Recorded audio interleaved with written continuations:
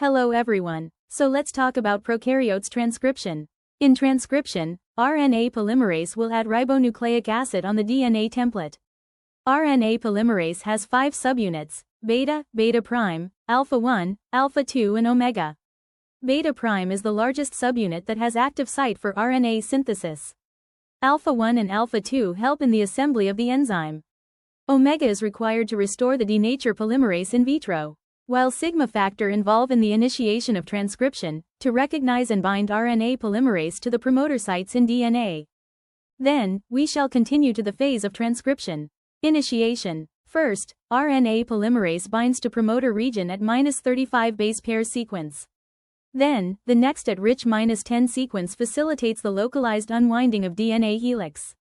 The localized unwinding of the 2 strands of DNA by RNA polymerase, providing a template strand free to base pair with incoming ribonucleotides. Next, let's talk about elongation. Sigma factor is released and RNA polymerase proceeds for the process of elongation. The extension of RNA chains takes place within the transcription bubble, locally unwound segment of DNA. The transient base pairing between the growing RNA chain and the DNA template strand is very short. Proofreading includes pyrophosphorylytic editing and hydrolytic editing.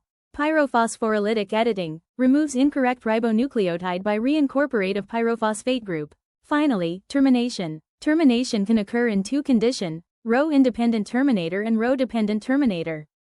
Row-independent terminator contain a GC-rich region followed by 6 or more at base pairs, with the A's present in the template strand. The inverted repeat regions produce single-stranded RNA sequences that can base pair and form hydrogen-bonded hairpin structures to impede the movement of RNA polymerase. For row-dependent terminator, termination occur in the presence of protein row. DNA template contain 2 additional sequences, a 50 to 90 nucleotide pair sequence upstream from the inverted repeat sequences. It produces an RNA strand with many C's but few G's, which then forms a row protein binding site called RUT, for row utilization, near the 3rd end of the transcript. Row protein binds to the RUT sequence in the transcript and moves 5 feet to 3 feet following RNA polymerase.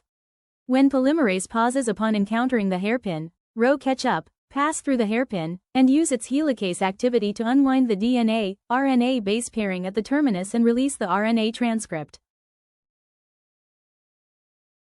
The 2 strand of DNA will rewind again.